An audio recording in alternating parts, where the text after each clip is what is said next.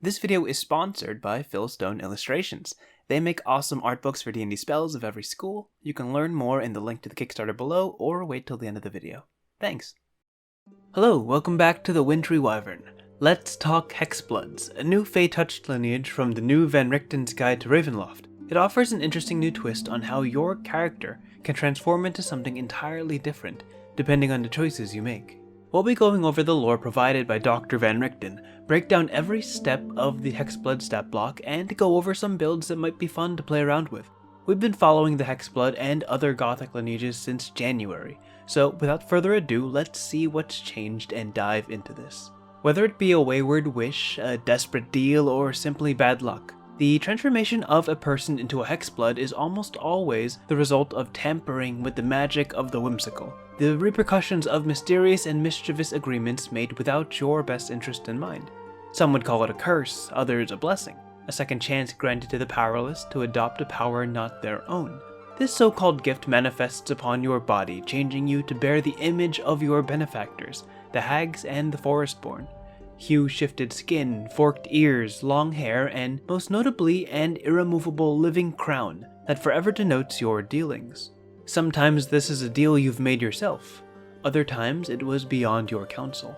The Hexblood Origins table lists a spread of possible events ultimately leading to your transformation. Hags are often to blame, as the Hexblood is a progenitor to becoming a hag yourself, created with the intent to increase the coven's count. There's even a proper paragraph detailing the steps a Hexblood takes to become a hag, an irreversible process involving your consent, and a collaboration between the Hexblood and their respective hag. Other transformers include druids, forest spirits, and fey misfortunes, often changing you to accomplish a goal or fulfill a purpose. When you play a Hexblood, it's important to ask yourself, what is the onus of your change, and what will return you to your former self? Is this a transformation you wish to be rid of, or is it something you'll come to embrace? What is your relationship with the being who transformed you, and what deal must you make to become what you truly wish? 3 domains of dread are offered to spark ideas for your character's backstories, whether you choose to play in the Ravenloft setting or not. Haslan is a crumbling domain where magic is king, and the arcane pollutes the air and transforms all within it. A Hexblood from Haslan could be born from a reckless experiment, a toxin in the water or the air, or a hasty dealing to gain magic, where arcana equals authority. A ruinous world holds ruinous people, and Haslan lends itself to haphazard Hexbloods. Kartakas is home to the Wildersong Woods, an enchanted forest where even the trees and flowers vie for attention. Witches within the woods are more than willing to barter deals with the townsfolk, whispering sweet promises to hide their corrosive curses. Tempest is no stranger to the temptations of the Fae, a land charmed by the forest's nefarious residents. I'll stay away from spoilers best I can, but let it be known, finding yourself in the presence of Fae is no rarer than the sunrise or sunset. Beyond the story, Hexbloods are unique from their D&D predecessors in a number of ways. As with the Dhampir and Reborn, Hexblood is a lineage, meaning you can begin a campaign as one race, and transform into a Hexblood halfway through. You keep only a few of your former qualities as detailed by Ancestral Legacy. Any swim, climb, or fly speed remains yours, and any skill proficiencies offered by a race are kept. Here's a quick breakdown on the races right now that offer unique movement speeds. A detail to note is that you inherit the movement speed, but not necessarily the features that complement it. Gaining a swim speed from your Triton or Sea Elf backstory, for example, doesn't grant you the ability to breathe underwater. Reborn and Dhampir don't need to breathe, dodging this technicality, but the Hexblood will have to come up for air more often than not. No matter what it used to be, your walking speed is now 30 feet. You can choose to be medium or small, likely dependent on your former self or the conditions of the deal you've made. You are entirely Fey, which leaves you vulnerable to a few abjuration spells and channel divinities, but grants you immunity to many spells that target only humanoids, like Charm and Hold Person. Darkvision is a familiar benefit you receive, allowing you to peer into the darkness as your hag matrons do. Eerie token is the first truly unique feature to the Hexblood. You imbue one of your more easily removed body parts with magic, granting it special properties. You can communicate telepathically to the person holding it, for example, or see and hear through it as if you're present. The range on this is impressive, a full 10 miles, more than enough to keep in touch with people across town or deep in a dungeon. It should be noted that the telepathy is one way only, unless you've got a Hexblood friend. In that case, you could cook yourselves up some toenail walkie-talkies. A fun concept for a party is a pair of Hexbloods, bound together by a twisted, entangled fate, exchanging their Eerie tokens every morning so they may never lose track of each other.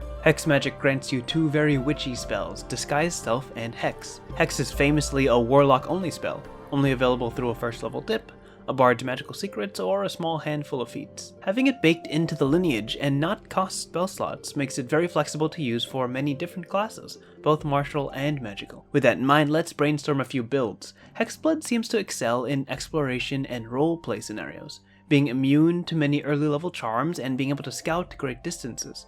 If you're looking to go full Feywild Deceiver, a fitting pick I'd recommend is Enchantment Wizard. You can dish out charms while resisting most others. Hex combos well with casts of Scorching Ray, and your Find Familiar can carry around your Eerie token and receive your commands up to 10 miles away, letting you scout in faraway places when the need arises.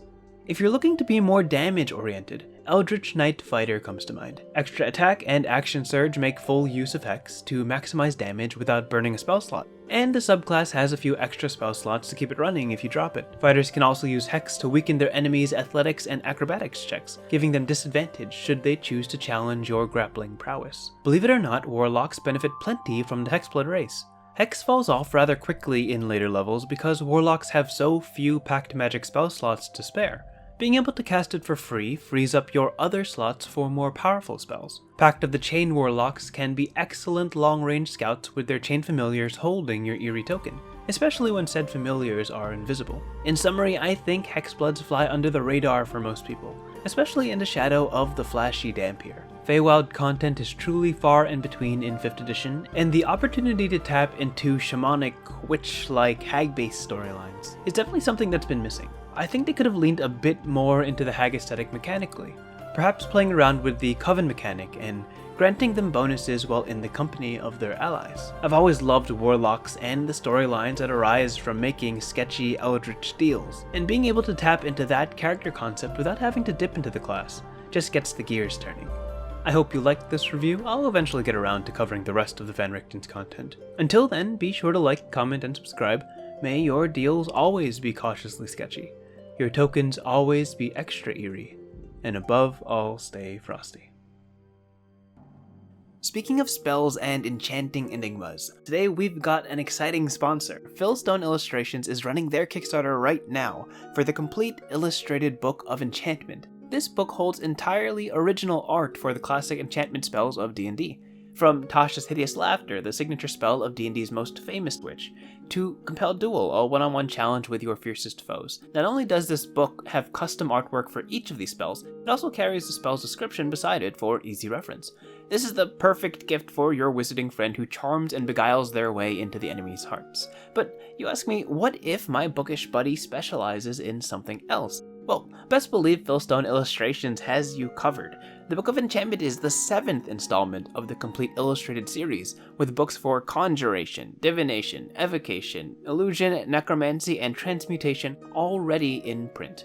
This can all be included as add-ons when you back the Kickstarter, linked down below. Full disclosure, I think this is such an awesome novel product. It's so perfectly niche that I know a handful of people this would be the perfect gift for. There's so much art packed into this package that you won't find anywhere else. Link to the Kickstarter and Philstone's Illustrations website is down below. Thanks again to them for sponsoring this video. I'm still new to this whole ad thing, so I appreciate you guys stopping by. See y'all soon.